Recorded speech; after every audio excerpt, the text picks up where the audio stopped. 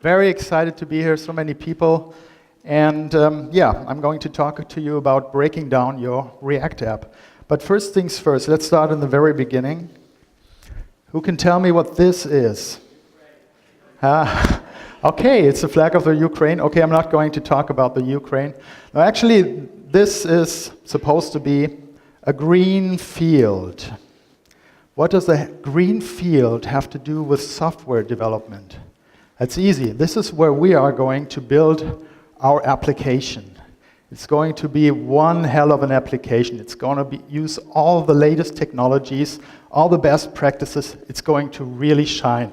We have everything figured out. We have a great team. We have a great product owner who knows what they're doing. And we are going to make our customers very, very happy. So, ta-da. Here's our initial release. The first version of our software went live. And we're really happy about it. It's perfect.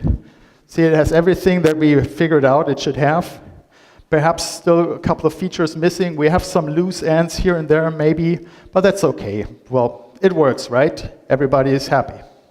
So let's add some new features. But what's this? There's already some cracks starting to show here, but we've added this nice new tower, so that's got to count for something, right? So what are these cracks? Well, there are some parts in our code where we weren't that diligent to make it as tidy as we might have. And why is that? Because we had some pressure, you know, we have money to earn and we have people to make happy. So we can't always do the perfect work that we would perhaps like to do as developers. Oh, there's a third version now, and well, the shiny new tower is starting to look like it's going to tumble, and cracks are really starting to show. So now we have a lot of bugs in our production code. We have some code that really, really needs to be refactored, but it's so hard because, you know, we have to earn some money. And then we get to this point where nothing is really working. The platform is barely being held together at the seams by some hot fixes. The team is firefighting all the time, and there's no room to breathe, no space for us to really do any significant work anymore. And doing changes becomes really expensive because, you know, we have to watch out that stupid tower doesn't tumble at some point. So this is a phenomenon that everybody who's been working on software for a couple of years is probably familiar with. It's called software entropy. The code that we write, as a lot of smart people work together for years on code, the code tends to kind of go wild and go stale and disintegrate into a weird mess of tangle. And this is accumulation of technical debt. So technical debt is something that we are going to have to pay off at one point.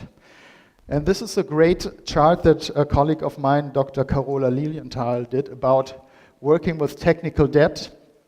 And what she says is that it's okay to have technical debt. It's okay to move quickly, to push out features into production quickly. But you have to keep in mind that you are actually accumulating debt. And you have to make sure that every now and then you take the time to do things proper, to get rid of this debt. Otherwise, your debt will just take off to the sky and you'll have this broken castle that I showed you earlier. Your whole platform becomes unmaintainable and unmanageable. And then the only way to go is to actually start from the beginning. And that, for a big platform, is very, very expensive.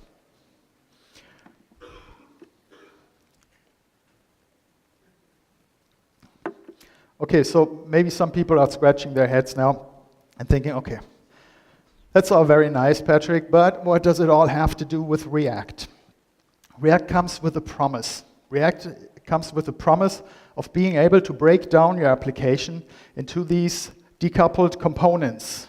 It's all about components in React. And when you think about it, if you have single components in your application, then you can take care of maintaining those much more easily than a whole complicated system that has tightly coupled components.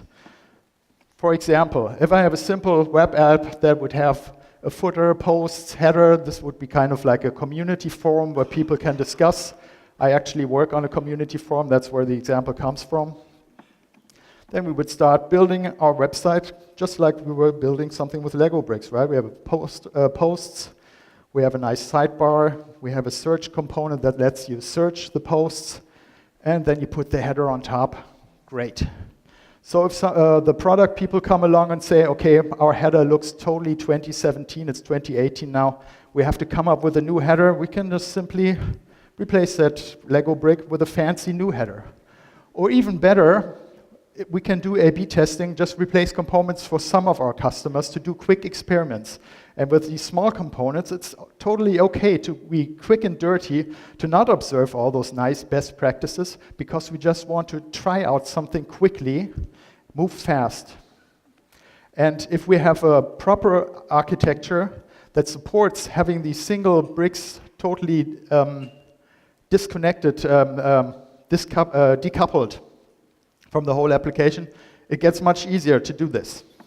And that's the promise of React. But does it come automatically? No. You can create a big ball of mud of React component spaghetti with this technology that we love so much, just as the same as you could create it with jQuery or whatever.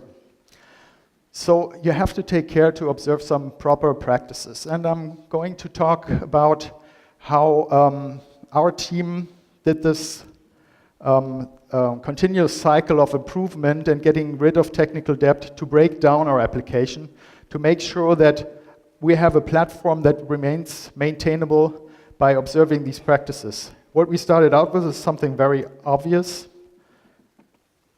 Separate presentational and container components. Several talks today already talked about this. It's very basic, right? So you have these dump presentational components, and they are being spoon-fed their props by container components that are smart. Some people say that would, for example, hook up to something that produces data, and all the UI logic is nicely separated from the presentational component. This is where we started out, and we found a useful library for it, which is called Recompose, which now unfortunately has become obsolete. I'll talk a bit more about that later. And that way you can use functional programming to kind of compose together your container components with different use cases that we have that you are working with. And once you have separated your presentational components, you can use something like React Storybook. We also had a talk about this earlier, and where you can create like a catalog of the components that your application is made of. And you can even have people who are maybe not expert JavaScript developers. For example, we have a designer on our team who knows some CSS and HTML, but would be totally out of his league if he wanted to work on our application directly, but he can work with the presentational components in our Storybook.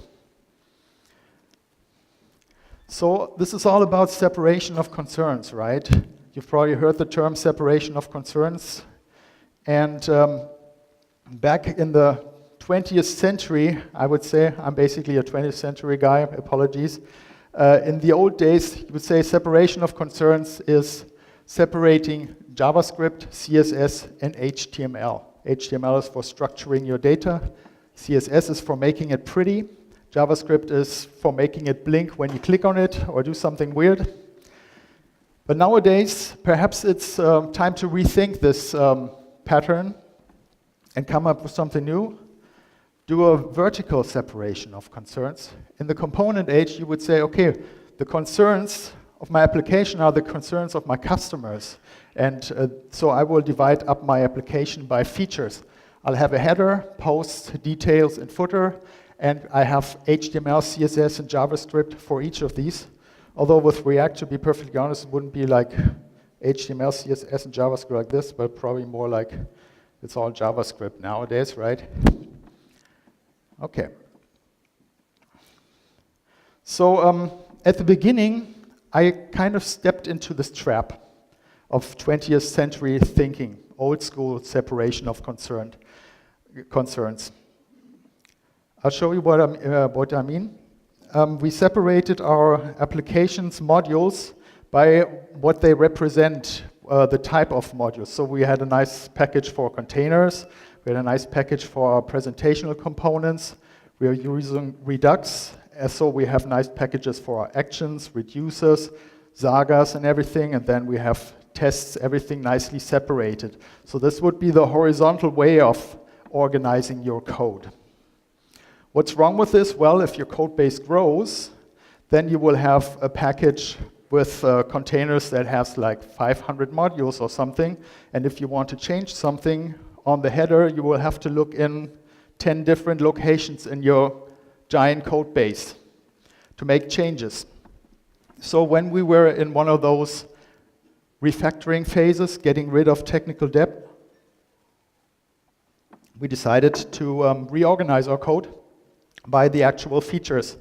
So if we have a board list for a discussion board, then each board list would contain the actions, components, containers, and selectors, and another for the displaying discussion threads would have the same kind of directory structure. So our team got together and kind of decided on a common directory structure that we would follow. And this was our first step into actually doing more than just separating containers and presentational components, but rather separating our application into these decoupled modules that I was talking about. This was the first step in the right direction.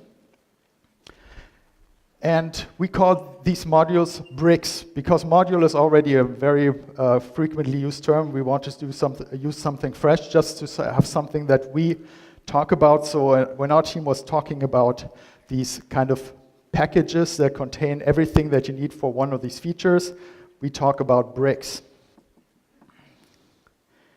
So for the rest of the talk, I'm going to get a little more practical and show you some code examples.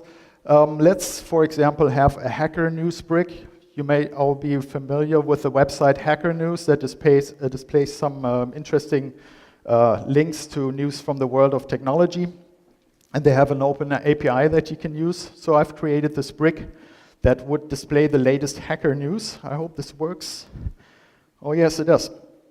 So here's the yellow part would be my Hacker News brick that I've integrated in this little playground application that uses React Router.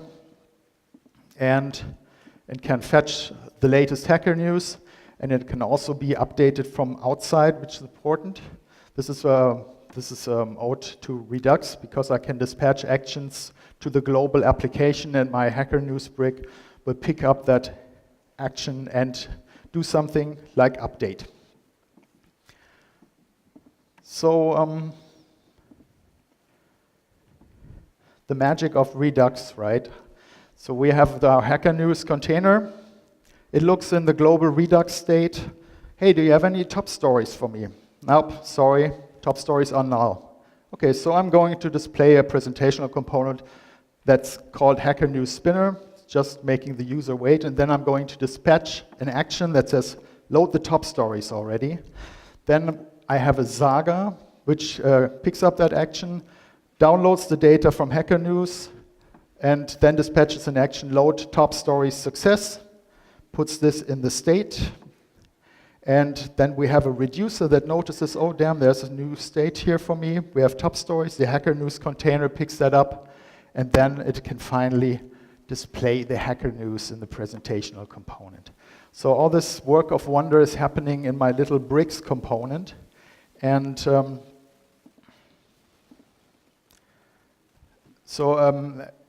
when I look at my brick, the way it interacts and the way I have to wire it up in my application is basically these 5 places. So if I compared it to a Lego brick, it has these 5 studs on top, so to speak. I have to import my my component that shows the data. Then I would provide some actions that I can use to change the data or make my brick do something. Then I would have a reducer that is hooked up into the Redux application's main reducer. I would have Sagas for handling asynchronous side effects. And I have selectors for selecting data from the global state. This way I can decouple my Hacker News brick or any other component from the main Redux application, because it comes down to these 5 places that I have to export in my index.js file of the package that I've showed you earlier, and I can integrate my brick. Selectors.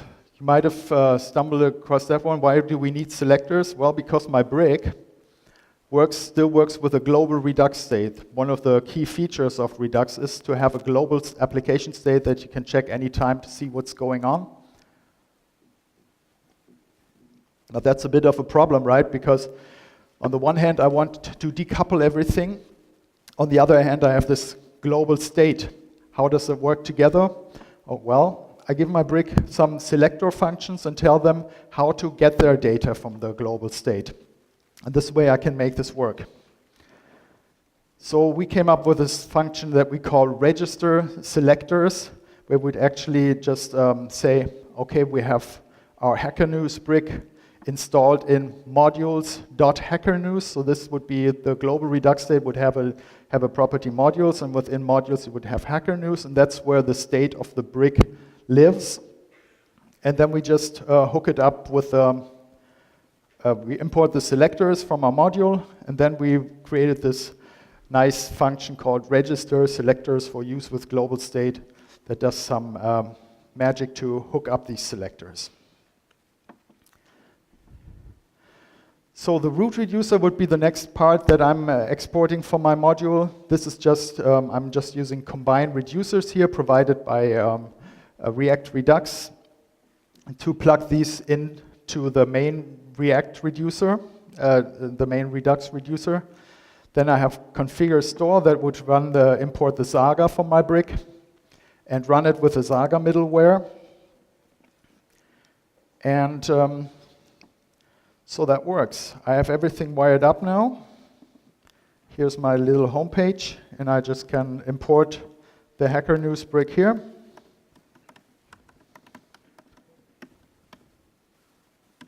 And there it is.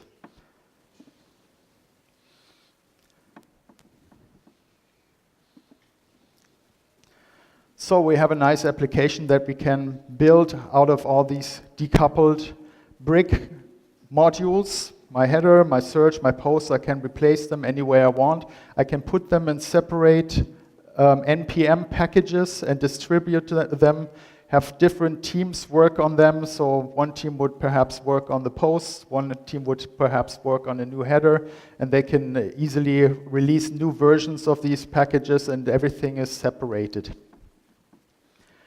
So everything is great, isn't it? Well, not really. So what's still bothering me about this bricks architecture thing that we came up with is it's really complicated to wire up these things, these selectors, sagas, and reducers. As you saw, you have 5 places that you actually have to touch. And what's worse, you can't use code splitting, because this is a problem that Redux applications always have. You have to initialize everything at the beginning. So if I use React Router to have multiple pages, I don't want to have a JavaScript bundle that would contain the code for pages that the user may never see. They may just visit one page, and the others are of no interest to them, but because I have to initialize everything when the first request for the application is done, that means I have to include the code for everything in this one bundle. So that sucks. And Webpack provides this code splitting feature where you can split everything nicely up into bundles. For example, one bundle per root. When I navigate from one page to the other, it would download the code that I need for the next page. But that doesn't work with the setup we have now.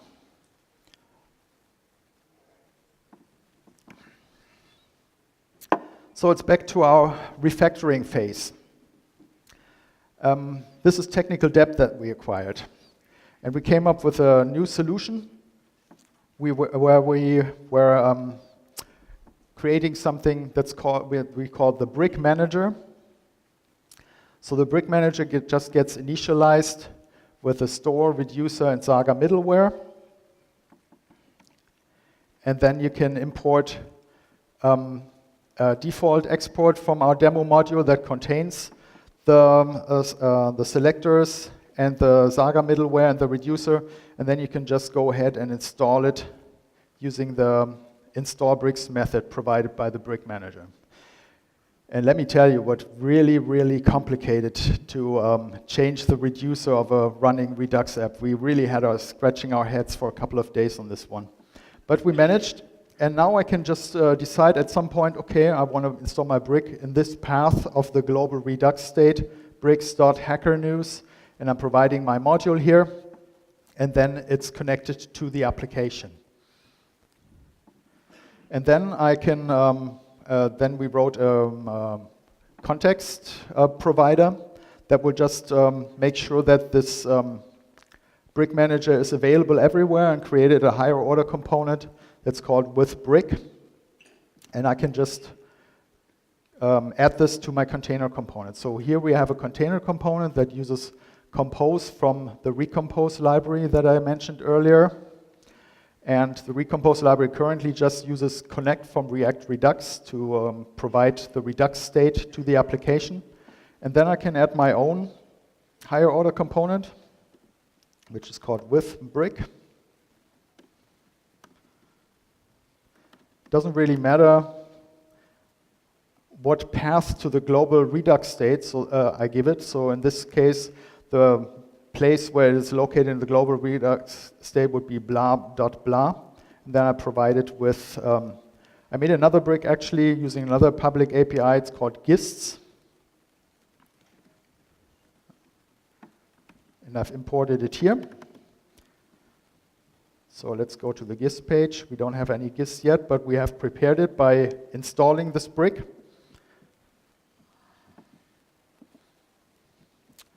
And then I can just go ahead, pop my component in there. Oh, gists. And here we go, ta-da. Some nice gists, and it's just part of the global Redux application now, and just works by connecting these 2 points of my application, just the same way that my Hacker News brick works. So now I can go ahead and use the new feature of React 16.6, which is called lazy loading, together with suspense, to create another container component that would just use import to import the gist page module. And then I can call my with bricks here. And then I can use code splitting to lazy load the page. So when I navigate here, then the bundle with the code for the gist page is loaded. And to put one little last piece of cream on top, we have the new hooks API that everybody is so excited about, and this also works very well with hooks. I can just go ahead and write myself a hook that's called useBrick, put in bricks.gists, for example, and then use my gist component. And the nice part about this is it feels just like working with a presentational component, but this contains all the magic of an actual Redux application within a proper big Redux application. I can do anything with it that Redux does with it. And I can also examine my global state anytime and use that. Okay, so this is how we build our beautiful castles now. And I hope this was some inspiration to all of you to always keep searching for better ways to decouple your components to make sure your application stays maintainable and pretty. And well, as you probably guessed it, shameless plug, you can also use our technology if you like. If you use a Redux application, it's available as open source software. And I want to end my talk with a big shout out and thank you to my team. None of this would have been possible without them.